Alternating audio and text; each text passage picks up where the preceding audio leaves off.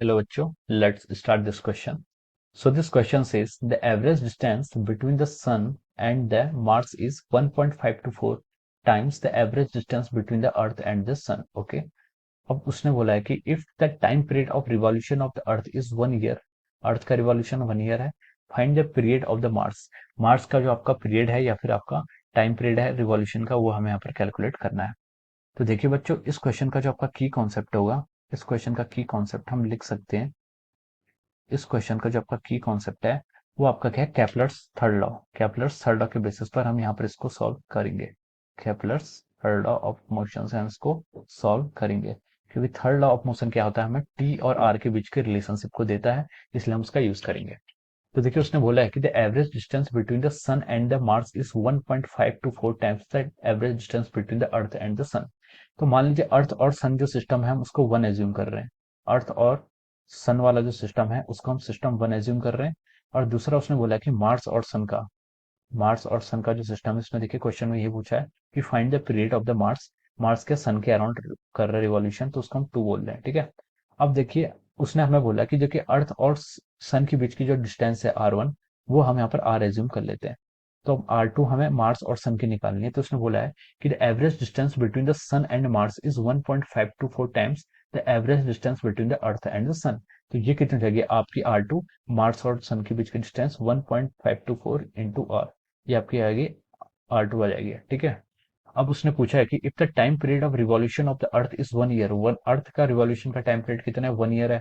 तो हम ऐसे लिख सकते हैं जो आपका T1 होगा, T1 कितना होगा आपका यहाँ से 1 years है। और हमें कैलकुलेट क्या करना है, find the period of the Mars, हमें T2 यहाँ पर कैलकुलेट करना है। तो चलिए अब हम केपलर्स थर्ड लॉ का यूज करते हैं। Kepler's third law states that T square is proportional to over R cube. Okay. अब हमें यहाँ पर कंपेयर करना है डेटा, तो हम इसको लिख सकते हैं T1 डिवाइड बाई T2 का स्क्वायर इज प्रोपोर्शनल टू का हटा देंगे, क्योंकि रेशियो में तो प्रोपोर्शनलिटी कैंसिल हो जाएगा। आर का क्यूब ये हो जाएगा आपका, आर का क्यूब मतलब R1 डिवाइड बाई R2 का क्यूब। यहाँ पर हम इसको ऐसे डेटा फिट कर सकते हैं। ठीक है। अब देखिए T1 आपको गिवन है, आपको कैलकुलेट क्या करना है T2। T1 कितना आपका 1 year है, डिवाइड बाई T2 जो आपको कैलकुलेट करना है का square is equal to R1। R1 आपको क्वेश्चन में कितना गिवन किया है, R1 की वैल्यू R ही है और R2 की वैल्यू आपकी 1.524 R का cube. This is the value of your R2। तो देखिए अब हम यहाँ से लिख सकते हैं दिस इज 1/T2 स्क्वायर, और हम T2 स्क्वायर को कैलकुलेट करना है, तो हम T2 स्क्वायर को ऊपर की तरफ लेके जाएंगे, तो ये हो जाएगा आपका T2 का स्क्वायर इज इक्वल टू, देखिए R से आपका R कैंसिल हो जाएगा और ये बचेगा 1.524 का क्यूब। 1.524 का अगर आप क्यूब करेंगे तो उसका आंसर आता है आपका 3.539। ठीक है। ये आपका क्या आ गया, 1.524 का cube.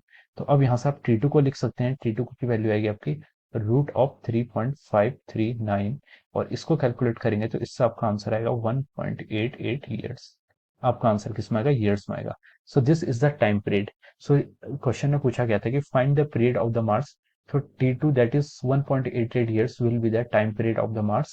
That is, it is the time taken by the Mars to complete revolution around the Sun. Okay, so the इसका फाइनल आंसर क्या हो जाएगा आपका 1.88 years. So this will be the final answer of this question. So I hope you all understood this concept. All the very best.